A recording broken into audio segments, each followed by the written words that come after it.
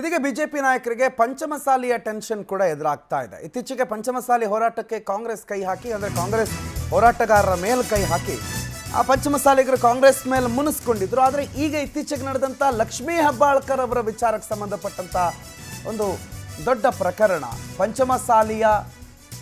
ಪಂಚಮಸಾಲಿಗಳನ್ನು ಎದುರು ಹಾಕೊಳ್ತಾ ಇದ್ದಾರೆ ಬಿಜೆಪಿಗರು ಅಂತ ಅನಿಸ್ತಾ ಇದೆ. ಬಿಜೆಪಿ ಜೊತೆಗಿರುವ ಪಂಚಮಸಾಲಿ ನಾಯಕರಿಗೂ ಸಿಟಿ ರವಿ ಪ್ರಕರಣದಿಂದ ಆತಂಕ ಶುರುವಾಗಿದೆ. ಡ್ಯಾಮೇಜ್ ಕಂಟ್ರೋಲ್ಗೆ ಬಿಜೆಪಿ ನಾಯಕರು ಭಾರಿ ಸರ್ಕಸ್ ಮಾಡ್ತಿದ್ದಾರೆ. ಹಲ್ಲೆ ಕೊಲೆಗಾರ ಅನ್ನೋ ವಿಚಾರವನ್ನ ಬಿಜೆಪಿ ಹೈಲೈಟ್ ಮಾಡ್ತಾ ಇದೆ. ಪಂಚಮಸಾಲಿ ಸಮುದಾಯ ದೂರವಾಗದಂತೆ ಬಿಜೆಪಿ ಪ್ಲಾನ್ ಮಾಡಿಕೊಳ್ತಾ ಇದೆ. ಪ್ರಕರಣದಿಂದ ವೋಟ್ ಡೈವರ್ಟ್ ಆಗಬಹುದಾ ಅನ್ನೋ ಆತಂಕ ಇದೆ. ಬಟ್ ಸದ್ಯಕ್ಕೆ ಯಾವ ಇಲೆಕ್ಷನ್ ಇದೆ, ಬಿಜೆಪಿಯ ಒಕ್ಕಲಿಗ ನಾಯಕರಿಂದಲೇ ನಿಂದನೆ ಆಗಿದೆ. ಬಿಜೆಪಿಯ ಪಂಚಮಸಾಲಿ ಲೀಡರ್ಸು ಸೈಲೆಂಟ್ ಆಗಿದ್ದಾರೆ ಅನ್ನುವ ಸಂದೇಶ ಕೂಡ ಹೊರಗಡೆ ಹೋಗ್ತಿದೆ. ಹೀಗಾಗಿ ಬಿಜೆಪಿ ಡ್ಯಾಮೇಜ್ ಕಂಟ್ರೋಲ್ಗೆ ಮುಂದಾಗಿದೆ. ಸೊ ಬಿಜೆಪಿ ಪರ ನಿಲ್ಲುವ ಪ್ರಬಲ ಸಮುದಾಯಗಳಲ್ಲಿ ಪಂಚಮಸಾಲಿ ಸಮುದಾಯ ಫಸ್ಟ್ ಟಾಪ್ 5 ಅಲ್ಲಿದೆ ಅಂತ ಹೇಳಿದ್ರೆ ತಪ್ಪಾಗ್ಲಿಕ್ಕಿಲ್ಲ. ಲಿಂಗಾಯತರೆಲ್ಲರೂ ಕೂಡ ಬಿಜೆಪಿ ಪರ ಅನ್ನುವ ಒಂದು ಮಾತಿದೆ. ಅದರಲ್ಲಿ ಪಂಚಮಸಾಲಿ ಲಿಂಗಾಯತರು ವಿಶೇಷವಾಗಿ ಬಿಜೆಪಿಯ ಪರವಾಗಿ ಅತಿ ಹೆಚ್ಚಿನ ಸಂಖ್ಯೆಯಲ್ಲಿ ಈ ಹಿಂದಿನ ಇಲೆಕ್ಷನ್ಗಳಲ್ಲಿ ನಿಂತಿದ್ದವರು. ಆದರೆ ಈಗ ಲಕ್ಷ್ಮೀ ಹೆಬ್ಬಾಳ್ಕರ್ ಪಂಚಮಸಾಲಿ ಸಮುದಾಯದ ಒಬ್ಬ ಪ್ರಬಲ ನಾಯಕಿ ಆಗಿರೋದ್ರಿಂದ ಲಕ್ಷ್ಮೀ ಹೆಬ್ಬಾಳ್ಕರ್ ಅವರ ಮೇಲೆ ಬಳಸಲಾಗಿದೆ ಅನ್ನುವ ಪದ ಸಿಟಿ ರವಿ ಅವರು ಬಳಕೆ ಮಾಡಿದ್ದಾರೆ ಅನ್ನೋದು. ಸಿಟಿ ರವಿ ಒಕ್ಕಲಿಗ ನಾಯಕ, ಇದು ಒಕ್ಕಲಿಗ ವರ್ಸಸ್ ಲಿಂಗಾಯತ ಅನ್ನೋ ರೀತಿಯಲ್ಲಿ ಕಾಣಿಸ್ತಾ ಇದೆ.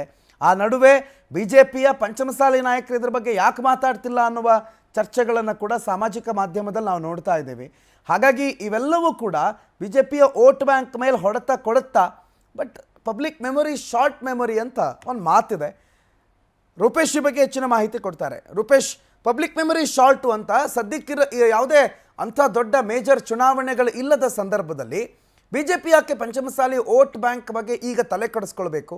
ಅಂಥ ಅನಿವಾರ್ಯತೆ ಅಥವಾ ತಲೆ ಕೆಡಿಸಿಕೊಳ್ಳಬೇಕಾದಂತಹ ಪರಿಸ್ಥಿತಿ ಏನಾದರೂ ನಿರ್ಮಾಣ ಆಗಿದೆಯಾ? ಆಗ್ತಾ ಇದೆ ಅಂತಂದರೆ ಯಾರು ಮಾಡ್ತಾ ಇರೋದು, ಹೇಗೆ ಮಾಡ್ತಾ ಇರೋದು? ರೂಪೇಶ್. ಪ್ರಣೋತ್, ಇಲ್ಲಿ ಪ್ರಮುಖವಾಗಿ ಒಂದು ಘಟನೆ ಆದಾಗ ಮೊದಲು ಆ ಘಟನೆಗಳ ಬಗ್ಗೆ ಚರ್ಚೆ ಆಗುತ್ತೆ. ಅದಾದ ಬಳಿಕ ಆ ಘಟನೆಯಿಂದ ಏನಾದರೂ ಪ್ರಭಾವ ಬೀರುತ್ತಾ ಅಥವಾ ಏನಾದರೂ ಲೆಕ್ಕಾಚಾರಗಳಾಗತ್ತಾ ಅಂತೇಳಿ ರಾಜಕೀಯದಲ್ಲಿ ಸಹಜವಾಗಿ ಚರ್ಚೆ ಆಗ್ತಾ ಇದೆ. ಮೊದಲೆರಡು ದಿನ ಲಕ್ಷ್ಮೀ ಹೆಬ್ಬಾಳ್ಕರ್ ತಪ್ಪ ಅಥವಾ ಸಿಟಿ ರವಿಯವರ ತಪ್ಪ ಅನ್ನುವಂಥದ್ದು, ಅದೇ ರೀತಿಯಾಗಿ ಸರ್ಕಾರದ ನಡೆಗಳು, ಅದರ ವಿಶ್ಲೇಷಣೆಗಳ ಬಗ್ಗೆ ಸಾಕಷ್ಟು ಚರ್ಚೆಗಳಾಯಿತು.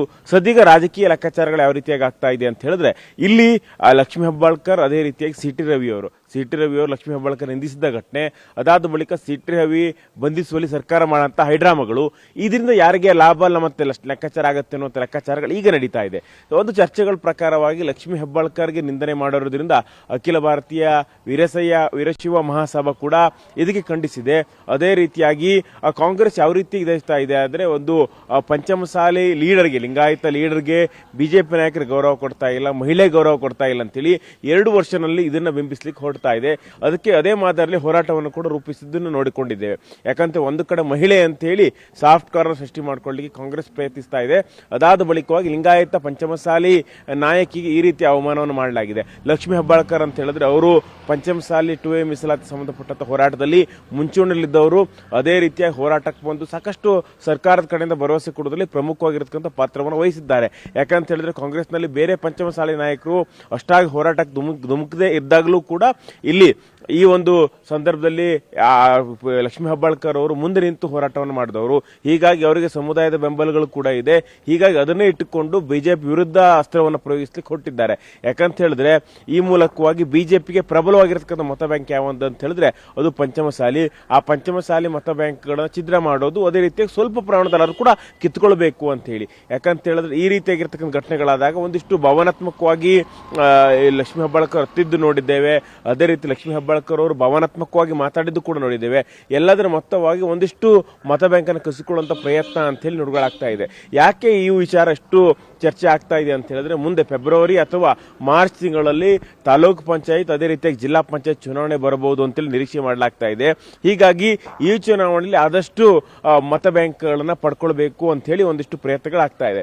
ಆದ್ರೆ ಇಲ್ಲಿ ಮೊದಲು ಲಕ್ಷ್ಮೀ ಹೆಬ್ಬಾಳ್ಕರ್ ಮೇಲೆ ಅನುಕಂಪ ಬಂದಿದ್ದು ನಿಜ. ಆದ್ರೆ ಸರ್ಕಾರ ಸಾಕಷ್ಟು ಹೈಡ್ರಾಮಾ ಮಾಡುತ್ತೆ, ಕಾನೂನನ್ನು ಬಿಟ್ಟು ಒಂದಿಷ್ಟು ವರ್ತನೆಗಳನ್ನು ತೋರುತ್ತೆ. ಸಿಟಿ ರವಿ ಗಾಯ ಆಗುತ್ತೆ, ಅದಾದ ಬಳಿಕ ಬಿಜೆಪಿ ಹೋರಾಟ ಮಾಡಿಕೊಳ್ಳುತ್ತೆ. ಅದಾದ ಬಳಿಕವಾಗಿ ಸಿಟಿ ರವಿ ಮೇಲೆ ಅನುಕಂಪ ಬರುವಂತಹ ಒಂದಿಷ್ಟು ವಿಚಾರಗಳಾಗುತ್ತೆ, ಘಟನೆಗಳಾಗುತ್ತೆ. ಹೀಗಾಗಿ ಇದರಲ್ಲಿ ಯಾರು ಹೆಚ್ಚು ಅನುಕಂಪವನ್ನು ಪಡ್ಕೊಳ್ತಾರೆ ಅನ್ನೋದೇ ಇಲ್ಲಿ ಸದ್ಯದ ಒಂದು ಮೇಜರ್ ಆಗಿರತಕ್ಕಂಥ ವಿಚಾರ ಅಂತ ಹೇಳಿ ಹೇಳಬಹುದು. ಇಲ್ಲಿ ಪ್ರಣೂತ್. ಥ್ಯಾಂಕ್ ಯು ರೂಪೇಶ್ ಮಾಹಿತಿಗೆ.